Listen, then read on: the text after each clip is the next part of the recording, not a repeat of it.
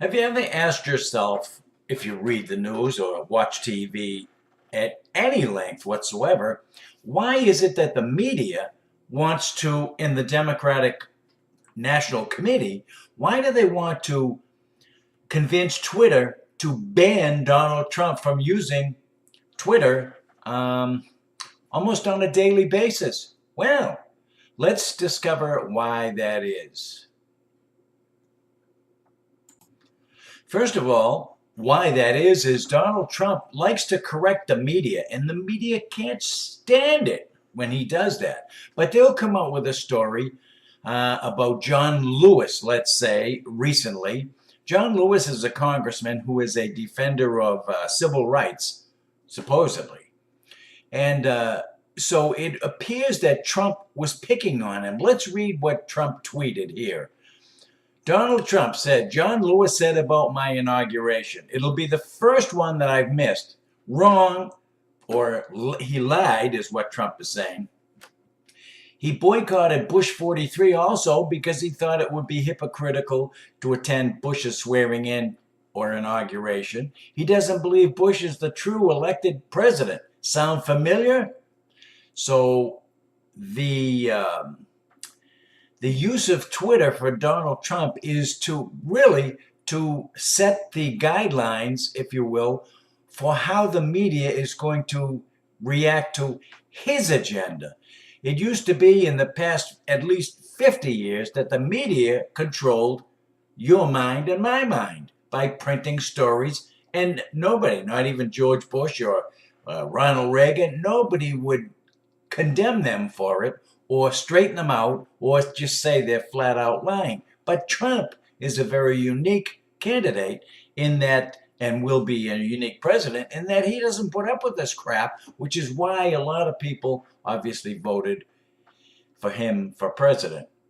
So the media took Trump's tweet to turn it around if they can, because they want to discourage the voters from even suggesting that Trump is a legitimate or legitimately elected president. And here's how they twist the story that Donald Trump tried to straighten out and did. Here's one from CBS News. Trump blasts civil rights icon John Lewis in a Twitter attack. In other words, Trump is a big bully. He blasted icon, a civil rights leader, John Lewis. He blasted him and he attacked him on Twitter. You see the key buzzwords they use? Here's USA Today below that. Trump blasts. They all get their same headline from the AP. And I did a story about the AP, so you'll have to go see that one to understand where all this news comes from.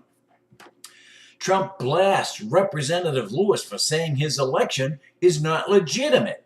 Well, let's stop there for a second. The Democratic National Committee, the Democrats, the progressives, the news media, everyone gangs up on Trump. Why? Because Hillary lost the election. And they say, well, the only reason she lost because our polls had to be right, that we had Hillary up 12 points. And then all of a sudden this guy Trump comes in and gets elected. What's up with that? We don't think it's legitimate. The Russians hacked it.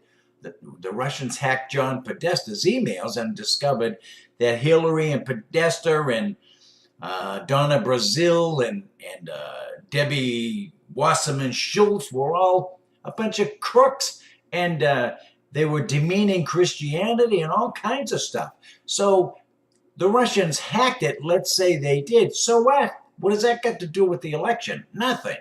Did they hack the machines, the voting machines? No. They hacked the DNC emails. And we all discovered that the Democrat National Committee and the media are as dishonest as Trump has been saying now for 15 or 16 months. So let me now go and play an actual clip of John Lewis, who actually started this thing. Otherwise, Trump would not have tweeted in the first place.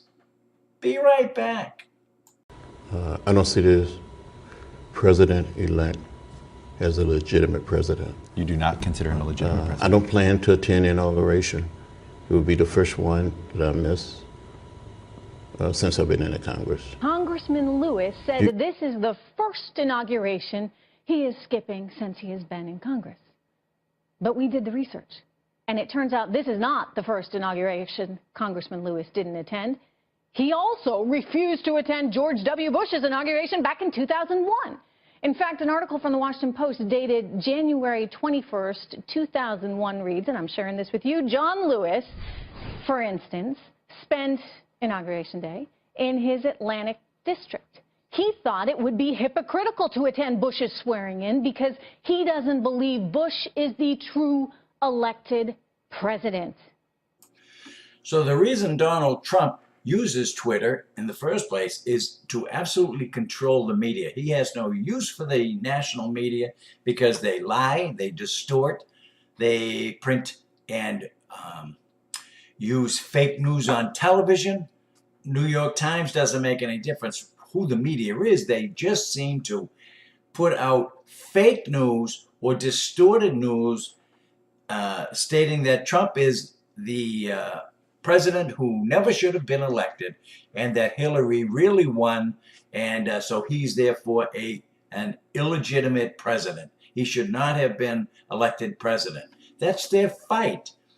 The reason that's their fight, and I did another video on this called Progressives, who they are and what they're all about, but their agenda was to control you and me completely through the media, through the Supreme Court.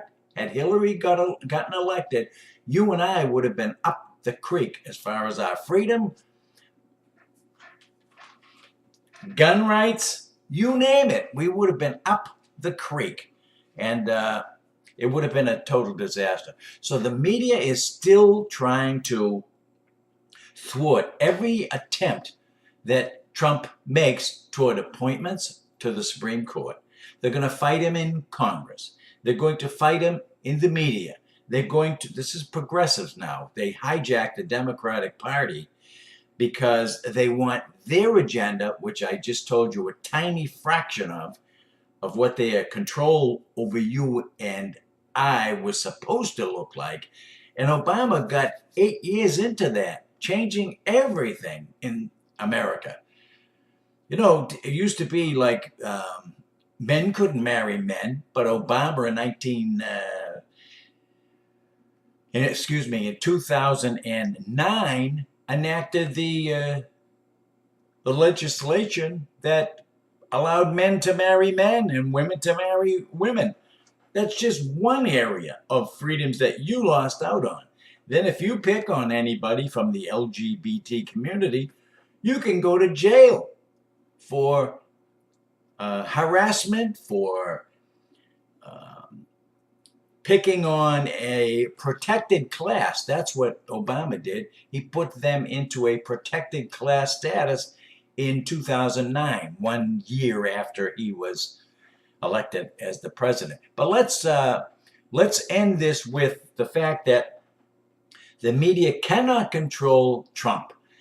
He's going to fight them, and he should, at every lie that they come up with in the media. They say that he was not responsible for bringing jobs back into America from Ford, which he was responsible for, from GM, from Carrier Air Conditioning, and just on and on and on it goes. So no matter what he does or no matter what he says, be prepared that the Democrats, the Progressive Party of the Democratic wing that they hijacked, and the media are going to do everything possible heading toward the 2018 elections because they're going to try to get the balance of power in Congress twisted back over toward Democrat. It's going to fail because Trump will do such a terrific job that he will be reelected for another 4 years, and a lot of Democrats in Congress and the Senate are going to get kicked out because the public is going to scream for more Trump, like he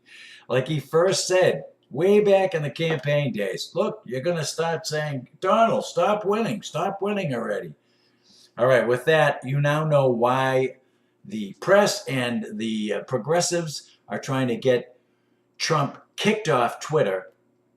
Twitter won't do it. Trump already has over 20 million followers on Twitter, and I don't know, another 20-something million on Facebook. So that isn't going to happen. They're not going to do it. They love the attention they get on Twitter as a result of Donald Trump. I'll see you guys next time.